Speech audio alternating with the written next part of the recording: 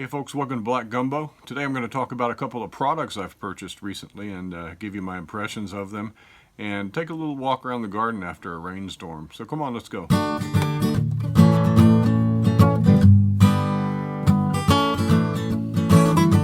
got some tools today. I have taken some of my hard-earned garden sweat equity and I've invested in a couple of good tools.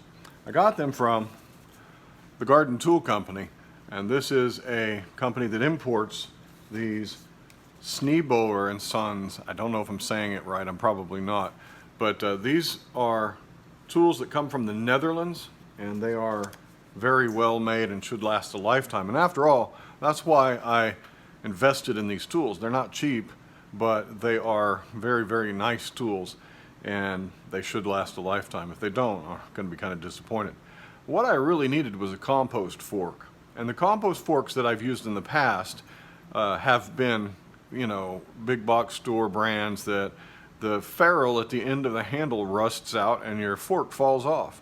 This is what I had before, and I really like the shape of this fork, and I've really enjoyed this fork. It's nice and sharp. The tines are sturdy. It's a sturdy piece of equipment, but it has this tiny little tang. And the problem with this tang is that they want to fit it up into a hole at the end of your stick. And your handle has this ferrule on here. This is a replacement handle I bought, but it doesn't fit. And even if it did fit, this galvanized steel is going to eventually rust away. They always do. And that's the problem. As these things rust away, your handle falls off and you're left with nothing. So one of these days, I'm going to get myself a big piece of iron pipe, and I'm going to weld this to the end of that iron pipe, and I'm going to have a nice groundbreaking and fork, compost fork out of this one. And I'm going to keep this one. It's a good fork, but that's the design flaw right there. Here's the other fork I've used, and while this is a nice fork for whatever it's designed for, I don't know the difference between a pitch fork and a hay fork and a turning fork and a ground fork, whatever. I'm just using what I can use that works for me. This doesn't work for me very well for compost. Its tines are too close together. There's too many of them, and it doesn't really work well.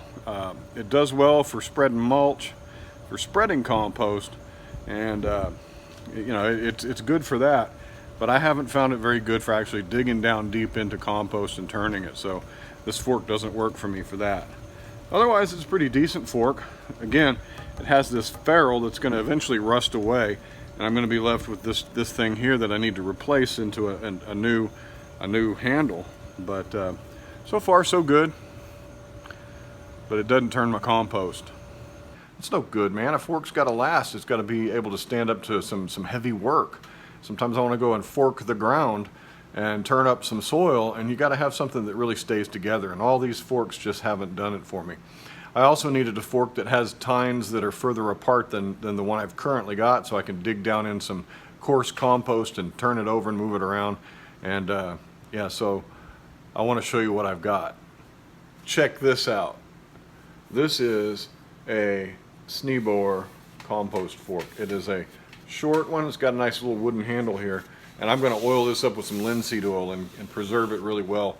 And it's got this forged steel. I mean, this thing is a beast. 4 tines. They're about 2 inches apart, and that's exactly what I've been looking for. But what I really like about it is this. Check out the way it attaches to the handle. If my handle rots out, I don't have to worry about a ferrule and having a little short shank sticking in a hole. All I got to do is get a new handle and screw it back in, because this steel comes all the way up and wraps around and gives me a lot of security and a lot of leverage. So yeah, this is the reason I purchased this particular fork. I could get a 4-tined fork from almost anywhere, but this one came in really high in my research, and man, that's going to do well. This is going to be able to turn some compost. Let me show you my other Sneeboer tool. Check this out. Is that a wicked looking device? This is a weeding spike. It's got a nice little handle on it. I'll also treat this with linseed oil. But this is a spike that you can stick in the ground, twist, and pull up your weeds, and these will grab the roots and all. And I'm hoping that this will help me get in there and get some nutsedge out a little easier and help grab onto the little networks and pull those things out. But just going through your garden and weeding, I can stand up and pull weeds with this. And this is really highly touted as a great tool. Just be very careful you don't stick that in somebody, because it's not coming out without their liver. Yeah, that's a pretty wicked looking tool. See this box behind me? That's what it came in. That box came from Garden Tool Company, and Garden Tool Company's out of Kerrville, Texas, a beautiful little town in Texas Hill Country. And yeah, well, there was a little bit of a mix-up in the shipping, and I had to contact them, and they were very gracious.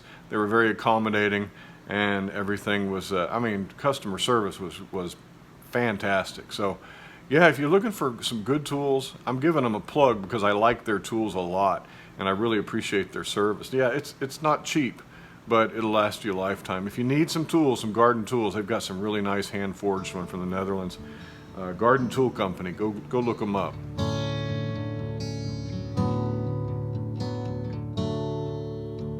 There's something I'm trying. These are little craft bags. They're made of nylon, little meshy bags, and I'm putting these on my figs that are ripening that I want to eat, and I don't want the birds to get them. So hopefully these little bags will help those figs ripen up, and I'll get them and not the birds. I have actually been eating some figs. This one's almost there. The way you know a fig is ripe, and a lot of people pick their figs too soon, but the way you know a fig is truly ripe is not by feeling it and squeezing it, because a fig's going to be soft before it's ready to pick. What you want to look for is when the fig actually is droopy. It's soft and it's drooping, it's limp on the vine. It's actually hanging down, and that's when you want to pick a fig. These figs over here look like they might be close to being ripe, but they've got several days left, and the color does tend to attract the birds, and the birds get into them before they're ripe. But yeah, you want to wait until they actually droop. I don't see any that are actually drooping. I had some on my Celeste out front, but I already ate those.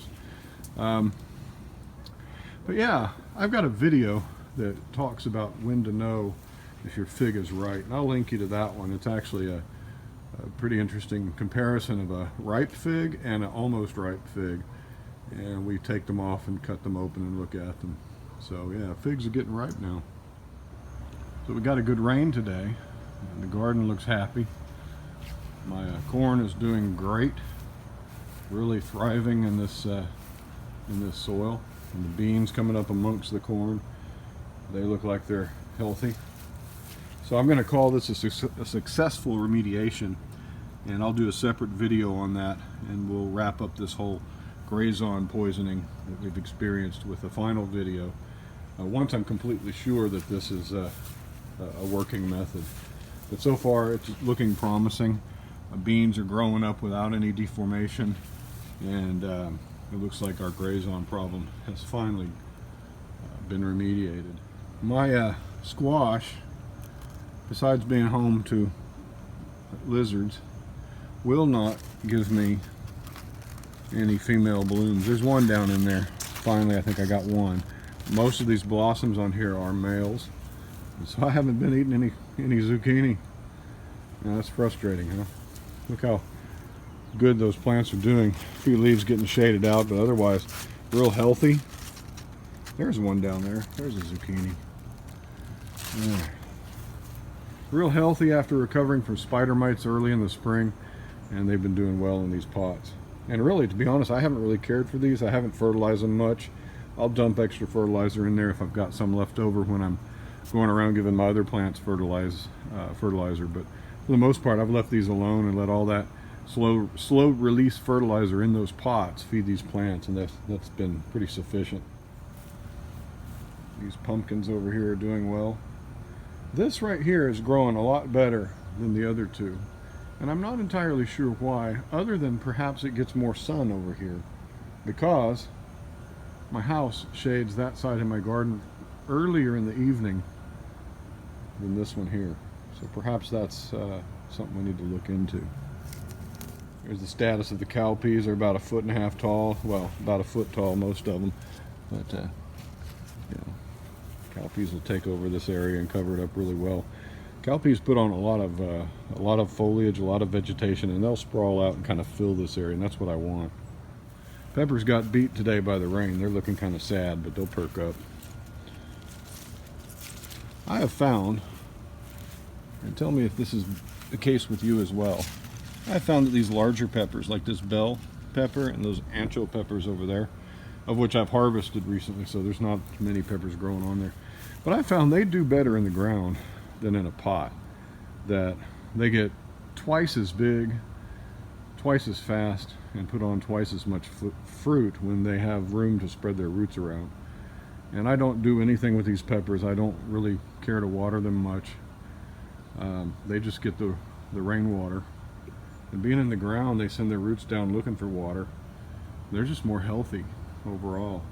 So when growing these larger peppers, I find that in the ground is the way to go. Despite how scraggly the cucumbers are looking, they're doing well, putting on a lot of fruit. There's cucumbers all over. You gotta hunt for those cucumbers sometimes. But yeah, they also survived the spider mites and came back. That's why they look kind of scraggly, especially down at the bottom where they lost a lot of growth. But yeah, I'm pleased with them. Very pleased. There's my soul zinnia. Pretty little flower. Pollinators come and find those flowers and hang out in the garden. That's always a good thing. I'm not sure if some of these eggplants have been pollinated and are about to blow up into fruit. Had tons and tons of blossoms all over these plants. Haven't seen a fruit yet. So maybe that's an issue of pollination. I don't know. I don't grow eggplant very often. I literally chose eggplant this year because I saw them at the store. They looked kind of sad and I wanted to do an eggplant video. I wanted to do a how to pot video because people ask about that kind of stuff. Well, you can see they're about 4 feet tall now and they're growing well, but I haven't received any fruit. So maybe that's an issue of pollination. Thanks for joining me today on Black Gumbo Southern Gardening. We'd really love if you'd subscribe. We're actually about to hit 20,000 subscribers. Wow, that's quite a milestone. And I was thinking, 25,000 is a little more ambitious, and that's when I think I'm really going to celebrate. But man, to reach 20,000 subscribers and having started this year with at least under 3,000, maybe even close to 1,500 subscribers, wow, that's a big deal. I'm really grateful. Thank you so much. Join us also on Instagram. We're also on Facebook. You ask questions. Sometimes there's a little bit of extra content over on Facebook. And yeah, we're so grateful that you've joined us. Take care. Bye-bye.